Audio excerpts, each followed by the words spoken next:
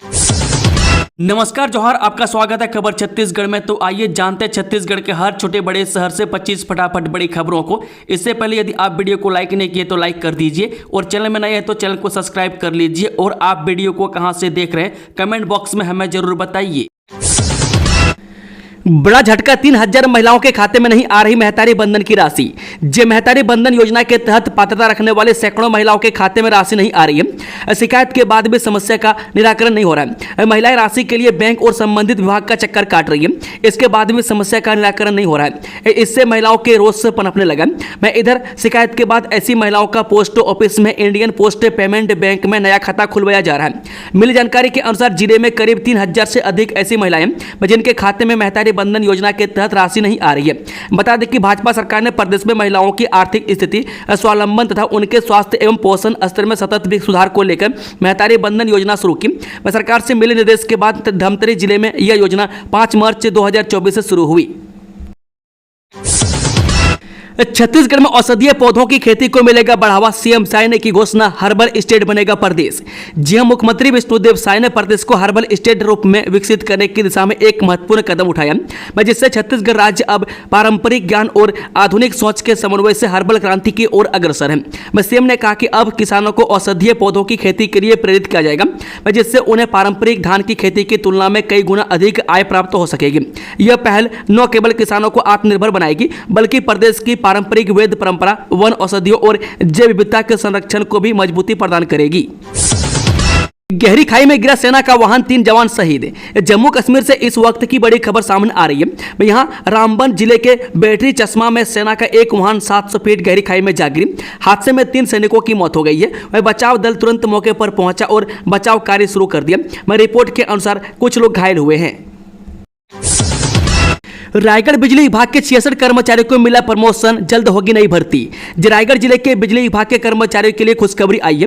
विभाग ने हाल ही में 2 वर्गों के कुल 66 कर्मचारियों को पदोन्नत किया है। इनमें 52 लाइन सहायकों को सहायक लाइन मैन श्रेणी 2 तथा 14 सहायक लाइन मैन श्रेणी 2 को सहायक लाइन मैन श्रेणी 1 के पद पर पदोन्नति दी गई है। यह निर्णय कर्मचारी की मेहनत और वर्षों की सेवा को देखते हुए लिया गया, जिससे विभाग के कामकाज को और अधिक कुशलता के साथ संचालित किया जा सके। हालांकि विभागीय कारणों के चलते 4 लाइन सहायक और 7 सहायक लाइन मैन की पदोन्नति फिलहाल रोक दी गई है। इस संबंध में विभाग द्वारा आंतरिक जांच और आवश्यक प्रक्रिया के बाद निर्णय लिया जाएगा। पदोन्नति के बाद रिक्त हुए पदों को भरने के लिए अब आउटसोर्सिंग के माध्यम से कर्मचारियों की व्यवस्था की जाएगी। इससे यह संकेत मिल रहा है कि आने वाले समय में बिजली विभाग की बड़ी संख्या में लाइन सहायक पदों पर नई भर्तियां कर सकते हैं। रेलवे स्टाफ की बड़ी लापरवाही, गलत सिग्नल के चलते कॉल साइडिंग में पहुंच गई छत्तीसगढ़ एक्सप्रेस से 2 स्टेशन मास्टर निलंबित। रेलवे स्टाफ की एक बड़ी लापरवाही के चलते छत्तीसगढ़ एक्सप्रेस से ग्यावरा स्टेशन की बजाय सीधे SECL की कुसमुंडा साइडिंग पहुंच गई। गलत सिग्नल की वजह से हुए इस घटनाक्रम से रेलवे में हड़कंप मच गया। इस मामले में बिलासपुर DCM ने कोरबा और कुसमुंडा के स्टेशन मास्टरों को तत्काल सस्पेंड कर दिया है। बिजली और पानी की समस्या से जनता परेशान, पूर्व विधायक शैलेश पांडे ने सरकार पर साधा निशाना। जिस शहर में हाल ही में आए आंधी तूफान और बारिश के बाद न्यायधानी की जनता बिजली और पानी की गंभीर समस्या से जूझ रही है। बताया जा रहा है कि मंगलवार दोपहर 3 बजे से कई इलाकों में बिजली आपूर्ति ठप है, जो अब तक बहाल नहीं हो सकी है। इससे लोगों के घरों में अंधेरा है और पानी की आपूर्ति भी बुरी तरह प्रभावित हुई है। इस मुद्दे को लेकर पूर्व विधायक शैलेश पांडे ने सरकार और स्थानीय भाजपा जनप्रतिनिधियों पर जमकर हमला बोला। उन्होंने कहा कि ट्रिपल इंजन की सरकार जनता की समस्याओं से पूरी तरह से मुंह मोड़ ली है। वे पांडे ने आरोप लगाया कि भाजपा के जनप्रतिनिधि जिन पर जनता ने विश्वास किया, वे इस संकट की घड़ी में घरों में आराम कर रहे हैं, जबकि आम लोग बिजली और पानी के लिए तरस रहे हैं। कोयला खदान से प्रभावित गांव में नहीं मिलेंगे नए प्रधानमंत्री आवास। रायगढ़ जिले से एक बड़ी खबर सामने आई है। कोयला खदान से प्रभावित गांव को लेकर प्रशासन ने अहम फैसला लिया है। गरघोड़ा SDM ने स्पष्ट निर्देश जारी करते हुए कहा कि इन गांव में प्रधानमंत्री आवास योजना के तहत नए आवासों की स्वीकृति नहीं दी जाएगी। तमनार जनपद पंचायत के CEO द्वारा पत्र व्यवहार के माध्यम से इस संबंध में जानकारी मांगी गई थी, जिसके जवाब में यह निर्देश दिया गया कि इस समय आवास प्लस योजना के तहत ग्रामीण क्षेत्र में पात्र हितग्राहियों का सर्वे चल रहा है, लेकिन अब महाजेको कोयला खदान से प्रभावित 14 गांव और जिंदल से प्रभावित गांव को इस योजना से बाहर कर दिया गया है। उड़ीसा सीमा से तेंदुपत्ता तस्करी का बड़ा खुलासा, 110 बोरी के साथ मेटाडोर जब्त। जो उड़ीसा और छत्तीसगढ़ की सीमा पर तेंदुपत्ता तस्करी का एक और बड़ा मामला सामने आया है। मैं देवभोग के सीमावर्ती क्षेत्र में उड़ीसा के धर्मगढ़ रेंज की वन विभाग की टीम ने बीती रात तेंदुपत्ता से लदी एक मेटाडोर को 110 बोरी पत्तों के साथ जब्त किया। यह मेटाडोर छत्तीसगढ़ पासिंग की थी और राज्य की सीमा में प्रवेश करने ही वाली थी। मैं इससे पहले ही उसे धर दबोचा गया। पकड़े गए तेंदुपत्ता की अनुमानित कीमत उड़ीसा में करीब 1.25 लाख रुपये बताई जा रही है। लेकिन यही पता यदि छत्तीसगढ़ के तेंदुपत्ता खरीदी केंद्र में खपा दिया जाता तो सरकार को लगभग 4 लाख रुपए का नुकसान उठाना पड़ता। तालाब निर्माण के नाम पर सरकारी पैसों का गबन, मृतकों के नाम से भरी हाजिरी, ग्रामीणों ने खोली पोल। छत्तीसगढ़ के जसपुर जिले के ग्राम पंचायत जमरगी बी में लघु तालाब निर्माण के नाम पर वित्तीय अनियमितता की लेकर ग्रामीणों ने लामबंद हुए। मैं इस मामले में आरोप है कि रोजगार सहायक और पंचायत सचिव की मिली भगत से शासकीय राशि का बंदरबाट करने का आरोप लगाया। मैं ग्रामीणों ने बताया कि इन अधिकारियों ने झूठी हाजिरी भरकर रुपये आहरित किए, जिससे सरकार की योजना का लाभ असली लाभार्थियों तक नहीं पहुंच सका। मैं ग्राम पंचायत जमरगी बी के जिंगरेल बस्ती में मनरेगा के तहत वर्ष 2021-22 में लघु तालाब के निर्माण के लिए 2,60,000 रुपए की राशि स्वीकृत की गई थी। ग्रामीणों ने आरोप लगाया कि रोजगार सहायक और पंचायत सचिव ने मृतकों के नाम से भी हाजिरी भर दी और उनके नाम से भुगतान निकाल लिया। मृतक के नाम से फर्जी हाजिरी भरकर रकम आहरित की गई। मैं इसके अलावा हाजिरी भरी गई और राशि को आहरित किया गया।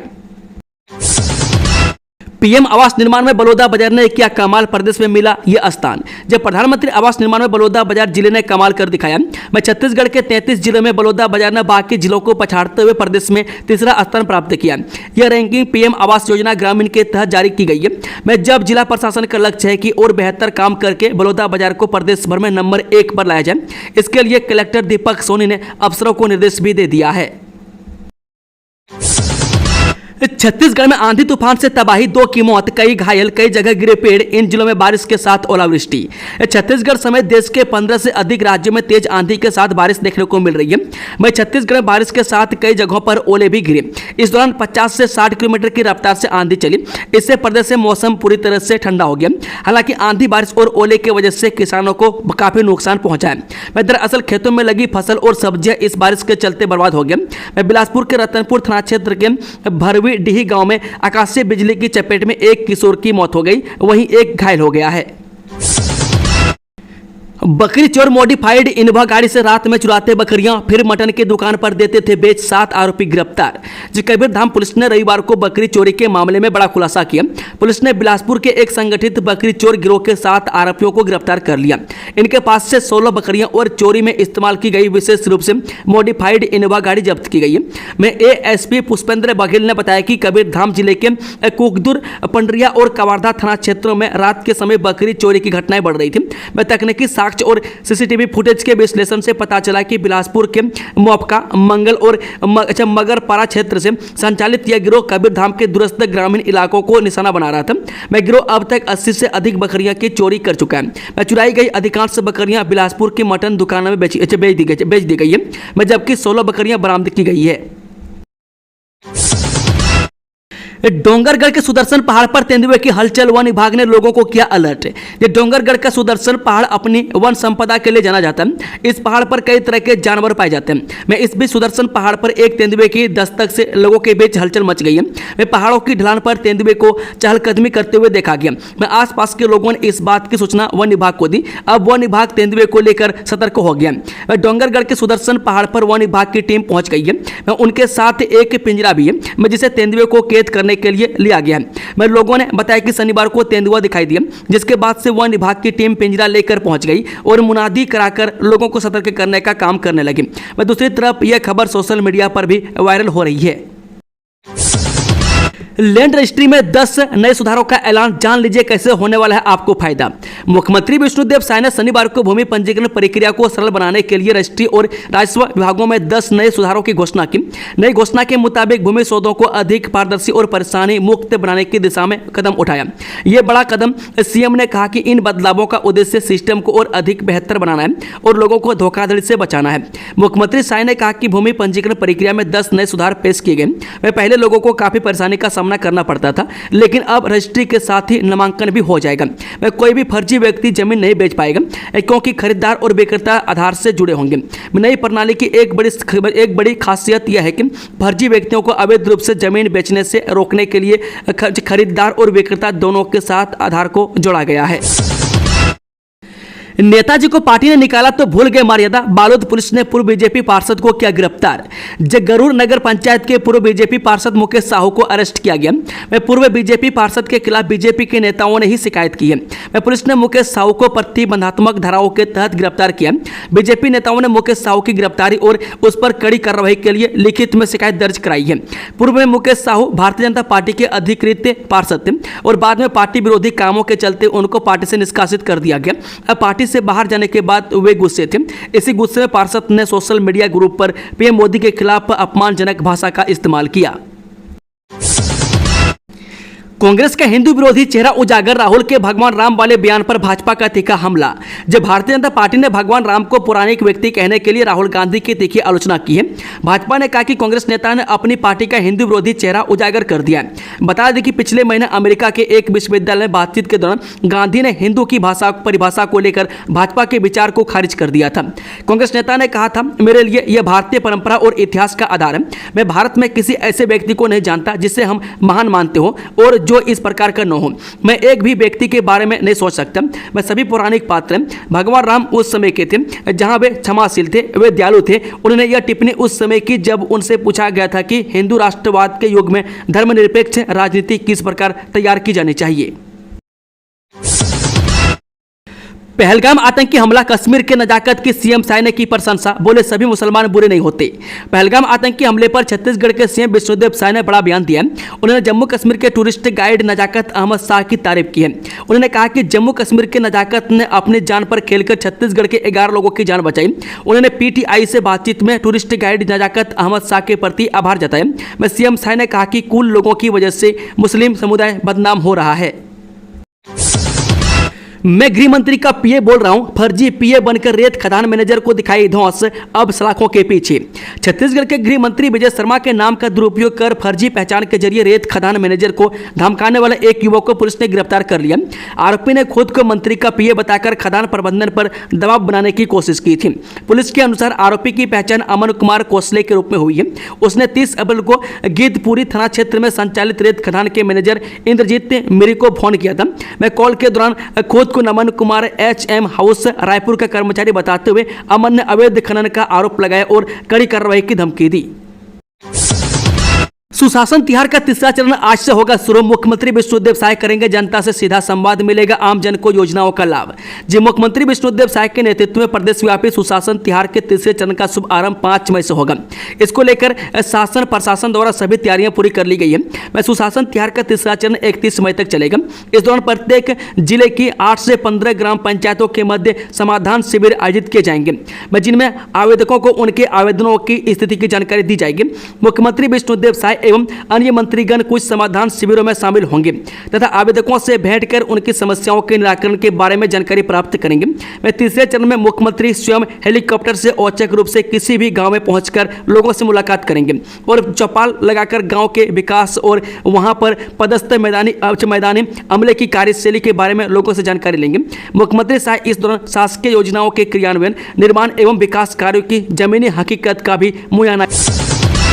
कांग्रेस का मेगा एक्शन, सभी पीसीसी को संविधान बचाओ रैली में जाति जनगणना का मुद्दा उठाने के निर्देश, सर्कुलर किया गया जारी। जी, अखिल भारतीय कांग्रेस कमेटी ने सभी प्रदेश कांग्रेस से कमेटियों से जाति आधारित जनगणना के मुद्दों को योजनाबद्ध तरीके से उठाने के निर्देश दिए। इसे लेकर संगठन महासचिव केसी वेणुगोपाल राव ने सर्कुलर जारी किया। इसमें ऑन ग्राउंड से लेकर सोशल मीडिया स्तर तक की कार्य योजना और रणनीति स्पष्ट की गई है। बता दें कि एआईसीसी महासचिव और सांसद केसी वेणुगोपाल ने सभी कांग्रेस प्रदेश अध्यक्षों और कांग्रेस विधायक दल के नेताओं को जातिगत जनगणना को लेकर सीडब्ल्यूसी में पारित प्रस्ताव की जानकारी दी। मैं सभी पीसीसी को संविधान बचाओ रैली में जाति जनगणना के मुद्दे को प्रमुखता से उठाने के निर्देश दिए गए। मैं संविधान के अनुच्छेद 15 क्लॉज 5 पर खास जोर देने का निर्देश दिया गया, लेकिन इस सर्कुलर में आरक्षण को 50% से आगे बढ़ाने का जिक्र नहीं है।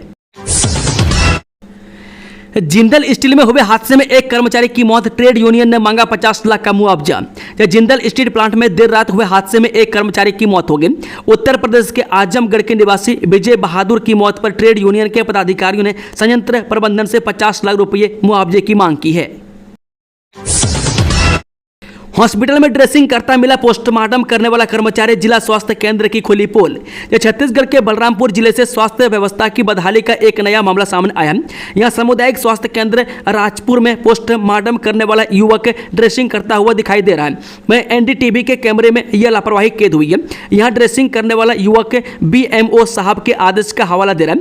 वहीं बीएमओ का कहना है कि मजबूरी में ऐसा कर रहा हूं। तहसीलदार और नायब तहसीलदारों का हुआ ट्रांसफर, जाने किसे कहां भेजा गया।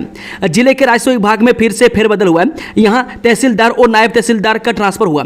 जिले के कलेक्टर ने यह आदेश जारी किया। वे 15 दिनों पहले जिला मुख्यालय के प्रभारी तहसीलदार बनाए गए राजा राम लहरे को हटाए गए। मैं इनकी जगह जयंत पटेल को जिला मुख्यालय का प्रभारी तहसीलदार बनाया गया। इस आदेश के जरिए होते ही राजस्व विभाग में हड़कंप मच गया है।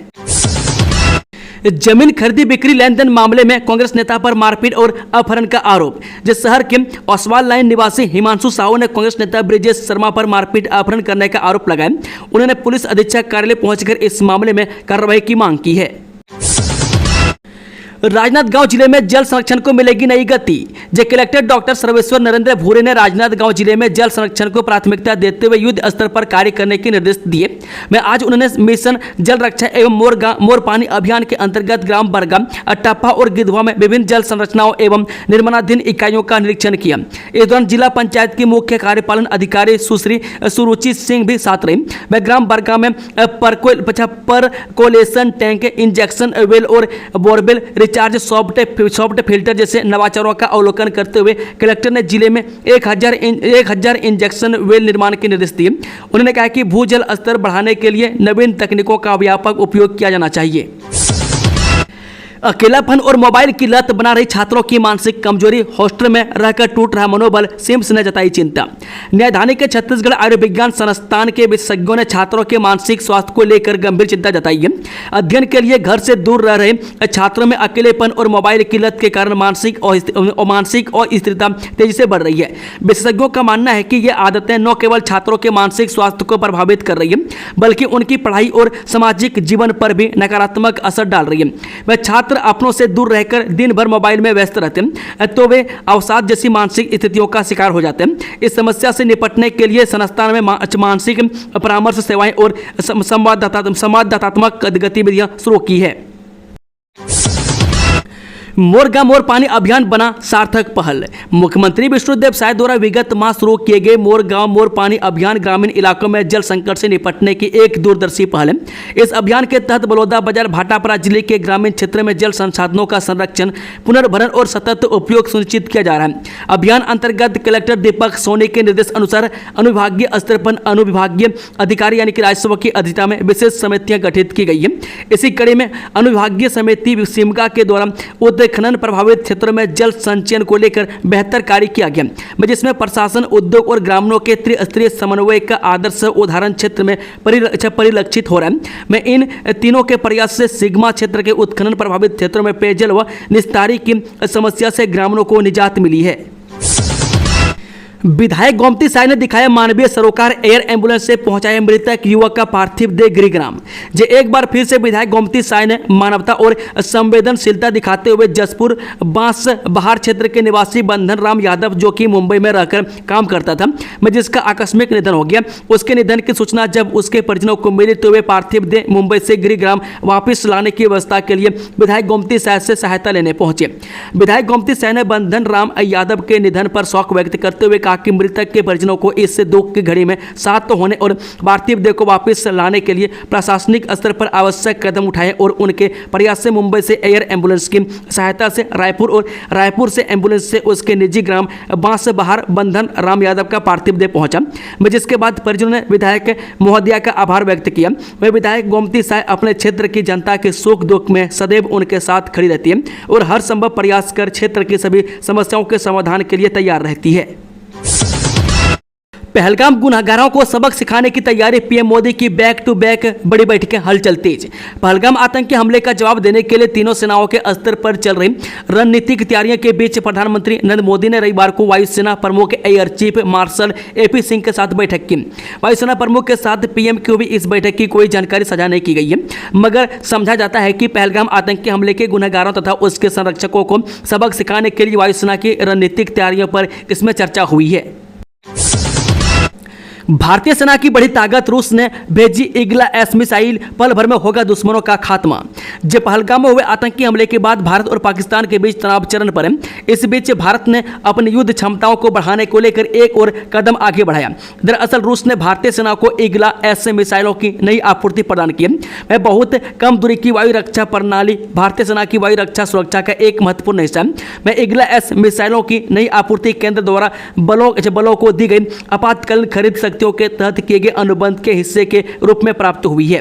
दोस्तों, खबरों का सिलसिला समाप्त होता है। अगर जानकारी पसंद आई तो वीडियो को लाइक, शेयर, चैनल को सब्सक्राइब जरूर कर लें और कमेंट बॉक्स में कमेंट करके बताएं कि आप न्यूज़ को किस जिला पंचायत से देखते हैं। कि ऑल द बेस्ट, जय हिंद, जोहार छत्तीसगढ़।